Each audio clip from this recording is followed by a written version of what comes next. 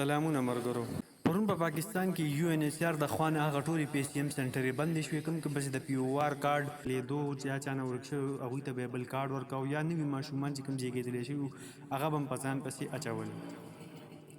پرون د یو ان ایچ آر د خوانه اعلان شوی چې هغه دفترونه چې کوم ده هغه تر نامعلومه وخته پورې بند شو، چې دغې ته اوس په سوشل میډیا باندې زیات تر پاکستاني ملګري داسې دي چې هغوی دغې ته یو بل رنګ ورکړی ده او دا یو ډېر غټ قدم د یو ان ایچ آر د خوانه بللی ده چې یو ان ایچ آر او د پاکستان حکومت په خپلو کې چې کوم مذاکرات کېده هغه ناکامه شو او یو ان ایچ آر چې کوم دی هغه د پاکستان نه خپل سامان اوچتوي وځي، دې سره سره به افغان کډوال هم وځي. حقیقت څه شی پاکستان کې کوم وګورو چې کله هم د افغان کډوالو دغه خبره راځي نو په هغې کې هر هغه کس چې هغه سوشل میډیا اکاونټ لري، یوټیوب چینل لري یا فیسبوک پیج لري یا نور سوشل میډیا باندې کوم داسې اکاونټ وغیره لري، هغوی دغه خبرونو ته ډېر زیات زور ورکړي او دغه رنګ کې خبرونه چې کوم دي کوم د افغان کډوالو متعلق وي هغه په سوشل میډیا باندې په خپل هر یو پلیټ فارم باندې شیر کوي، که هغه رښتیا وي او که دروغ خودي صرف او صرف هغه شیر کوي او خپل یو څو ویوز او یا خپل ټي آر پي بړاولو دپاره هغوی مختلف قسم ته دروغ خبرونه هم په سوشل میډیا باندې چلی. اگر تاسو که وګورئ چې پرون دغه کم خبر چلیدلی ده نو دغه ته زیات تر پاکستاني ملګري داسې دي چې هغوی یو بل رنګ ورکړی ده. حالانکې که تاسو وګورئ تقریبا په 2024 سپتمبر میاشت ولې چې په هغې کې یو ان ایچ آر د خوانه اعلان شوی چې دسمبر اخري پورې تاسو چې څومره هم ماشومان کوم نوي پیدا شوي یا چې کومو خلکو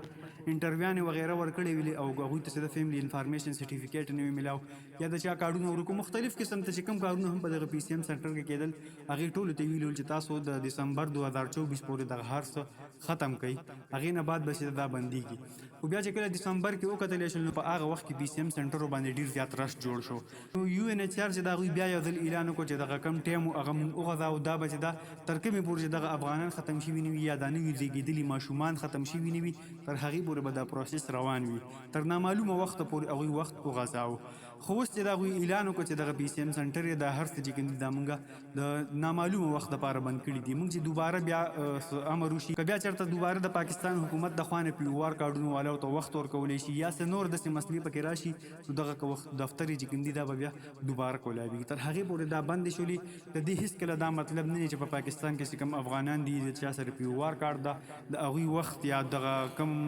پروسس چې روان و د یو ان ایچ آر د خوا نه هغه دلته کې ختم شو. یو ان ایچ آر اوس هم د پاکستان حکومت سره مسلسل په رابطه کې دی، هغوی غواړي چې دغه ټایم چې کوم ده دا ورته نور هم ورکړي. که چېرته پاکستان حکومت ورته ټایم نه ورکوي نو کیدای شي چې پاکستان حکومت باندې نور داسې پریشر یې راوړلی شي چې د هغې د وجې نه ورته کم از کم ټایم ورکړلی شي. خو اوس فلحال دغه مسله چې کومه ده د پاکستان او افغانستان ترمنځ چې کوم د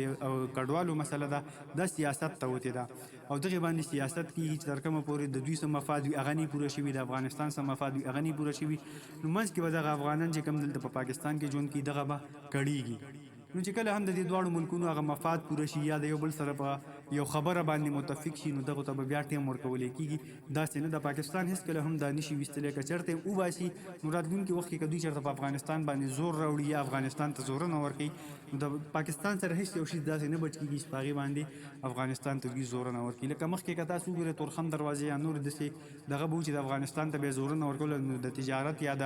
میوو رسېدو په وخت کې به یې ورته تورخم یا دغه لارې بندې کړلې نو په هغې باندې به یې زورونه ورکول. اوس افغانستان حکومت چې کوم دی هغه الحمدلله ډېرې لارې داسې پیدا کړي که چېرته تورخم چې د هغه بند هم شي نو د افغانستان مالونو ته څه نقصان نه رسېږي. هغه زور ورکول چې کوم دي هغه ختم شوي دي. اوس واحده لار د پاکستان حکومت سره دغه پاتې ده چې کومه د افغان کډوال ده په دغې باندې دوی ته زورونه ورکوي. نو دغه کوم نوټیفیکیشن چې چلیږي په سوشل میډیا باندې یو ان ایچ آر د خوا نه هغې کې داسې څه نه دي ویلی شوي چې دلته کې د هغوی وخت ختم شو یا څه شي یا څه شي. دوی خو 2024 کې دا اعلان کړی چې موږ پی سی ایم سنټر یې بندوو، کوم خلک چې وي هغه دې زر تر زره پورې د خپل کارونه وکړي. نو اوس کېدای شي هغه کارونه چې کوم دي لکه نوي زېږېدلي ماشومان دغه هر څه ختم شوي نو د دغې د وجې نه چې کوم دی دوی دغه پی سی ایم سنټر یې وتړلې او دا به بیا دوباره پرانیستلی کېږي او دغه کوم پروسس چې روان ده دا به مخکې بیا وړلی کېږي. د ویډیو د کتلو ډېره زیاته مننه او